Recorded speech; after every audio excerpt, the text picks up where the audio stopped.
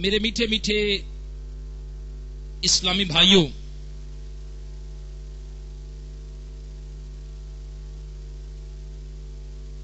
میرے شیخ شریعت و طریقت امیر اہل سنت بانی دعوت اسلامی حضرت علامہ مولانا محمد الیاس عطار قادری رضوی دامت برکاتہم العالیہ اپنی مائناز شہرۂ آفاق تالیف فیضان سنت میں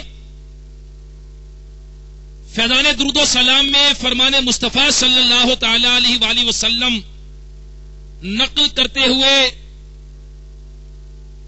لکھتے ہیں کہ مجھ پر کثرت سے درود پاک پڑھو، بے شک تمہارا مجھ پر درود پاک پڑھنا تمہارے گناہوں کے لیے مغفرت ہے۔ صلو علی الحبیب صلی اللہ تعالی علی محمد وعلی آلہ وصحبہ وبارک وسلم صلاۃ و سلاما علیک یا سیدی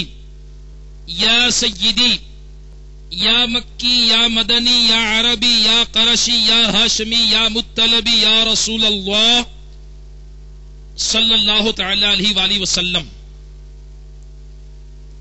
حضرت سیدنا عبد الرحمن بن عبداللہ رضی اللہ تعالی عنہما اپنے والد حضرت سیدنا عبداللہ ابن مسعود رضی اللہ تعالی عنہ سے روایت کرتے ہیں کہ پہلی امتوں میں ایک بادشاہ تھا، خوب شان و شوکت سے اس کے دن رات گزر رہے تھے۔ ایک دن اس کی قسمت کا ستارہ چمکا اور وہ اپنی آخرت کے بارے میں غور و فکر کرنے لگا اور سوچنے لگا کہ میں جن دنیاوی آسائشوں میں گم ہو کر اپنے رب عز و جل کو بھول چکا ہوں، عنقریب یہ ساری نعمتیں مجھ سے منقطع ہو جائیں گی۔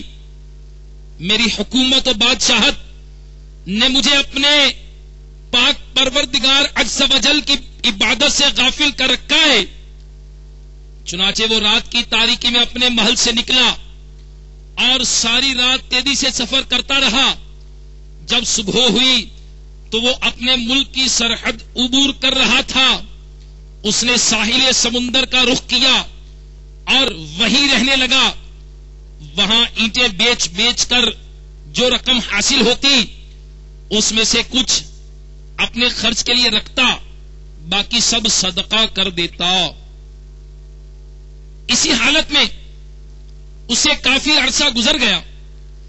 بالآخر اس کی خبر اس ملک کے بادشاہ کو ہوئی تو بادشاہ نے پیغام بھیجا کہ مجھ سے آ کر ملو، لیکن اس نے انکار کر دیا اور بادشاہ کے پاس نہ گیا۔ بادشاہ نے پھر اپنا قاصد بھیجا اور اسے اپنے پاس بلوایا۔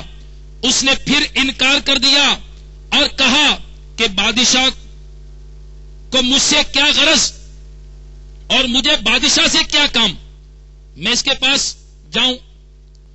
جب بادشاہ کو یہ بتایا گیا تو وہ خود گھوڑے پر سوار ہو کر ساحل سمندر پر آیا۔ جب اس نیک شخص نے دیکھا کہ بادشاہ میری طرف آ رہا ہے، اس نے ایک طرف دوڑ لگا دی۔ بادشاہ نے بھی جب اسے بھاگتے دیکھا تو وہ بھی اس کے پیچھے پیچھے بھاگنے لگا، لیکن وہ بادشاہ کی نظروں سے اوجھل ہو گیا۔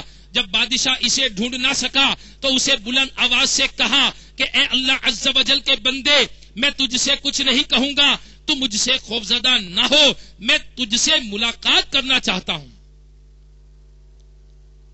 جب اس نیک شخص نے یہ سنا تو وہ بادشاہ کے سامنے آ گیا۔ بادشاہ نے اس سے کہا اللہ عز و جل تجھے برکتیں عطا فرمائے، تو کون ہے اور کہاں سے آیا ہے؟ اس نے اپنا نام بتایا اور کہا کہ میں فلاں ملک کا بادشاہ ہوں۔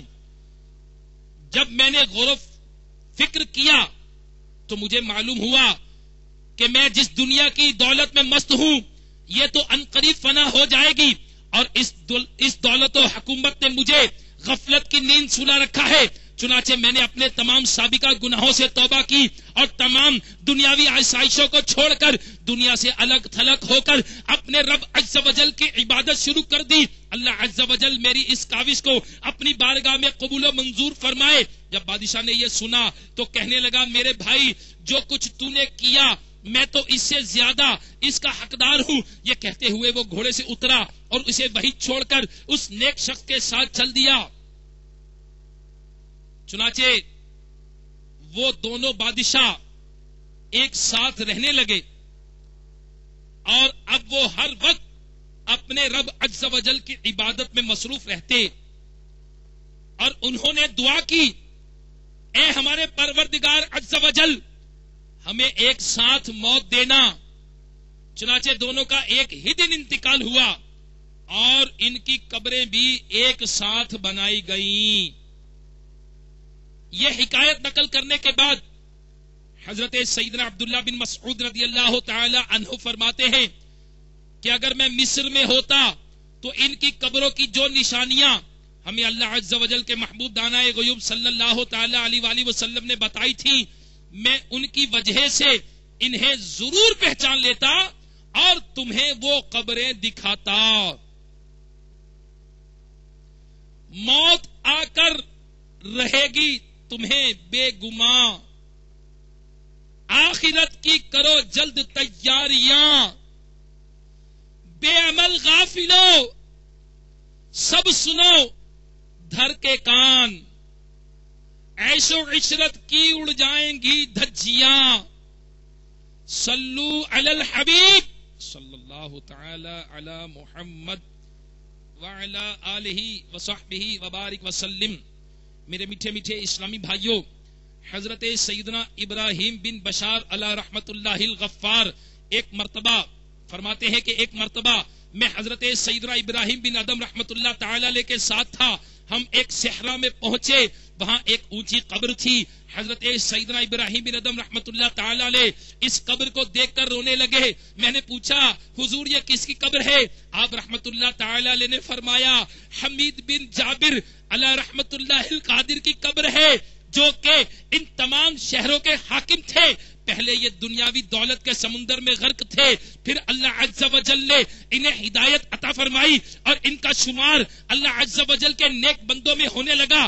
مجھے ان کے متعلق خبر ملی ہے کہ ایک رات یہ اپنی لہو و لعب کی محفل میں مست تھے دنیا کی دولت و آسائش کے دھوکے میں تھے. جب کافی رات بیت گئی تو اپنی سب سے زیادہ محبوب اہلیہ کے ساتھ خوابگاہ میں گئے.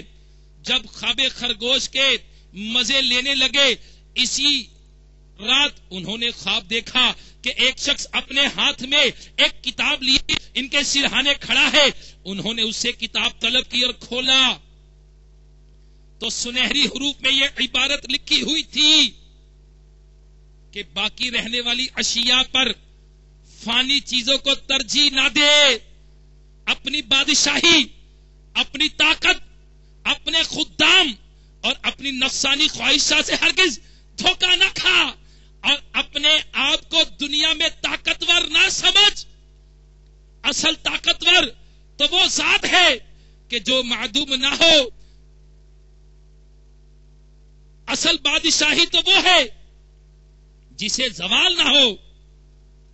حقیقی خوشی و فرحت تو وہ ہے جو بغیر لہو و لعب کے حاصل ہو. لہذا اپنے رب عز و جل کے حکم کی طرف جلدی کر.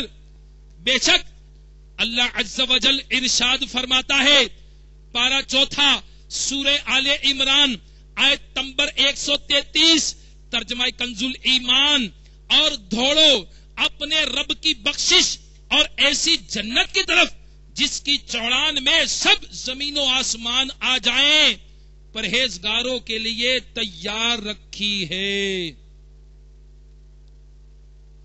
میرے میٹھے میٹھے اسلامی بھائیوں حضرت سیدنا ابراہیم بن ادہم رحمت اللہ تعالی علیہ فرماتے ہیں کہ پھر ان کی آنکھ کھل گئی، وہ بہت خوفزدہ تھے، پھر کہنے لگے کہ یہ خواب اللہ عز و جل کی طرف سے میرے لیے تنبیہ و نصیحت ہے۔ یہ کہہ کر فوراً اپنی بادشاہت کو چھوڑا اور اپنے ملک سے نکل کر ایسی جگہ چلے گئے جہاں انہیں کوئی نہ پہچان سکے، اور انہوں نے ایک پہاڑ پر اللہ عز و جل کی عبادت شروع کر دی۔ حضرت سیدنا ابراہیم بن ادم رحمت اللہ تعالی علیہ فرماتے ہیں کہ جب مجھے ان کے بارے میں علم ہوا تو میں ان کے پاس آیا اور ان سے ان کے حالات دریافت کیے، تو انہوں نے مجھے اپنا یہ واقعہ سنایا اور میں نے انہیں اپنے تمام سابقہ حالات بتائے۔ پھر ان کے انتقال تک میں اکثر ان سے ملاقات کے لیے جایا کرتا۔ بالآخر ان کا انتقال ہو گیا اور انہیں اسی جگہ دفن کر دیا گیا۔ یہ انہی بادشاہ کی قبر ہے۔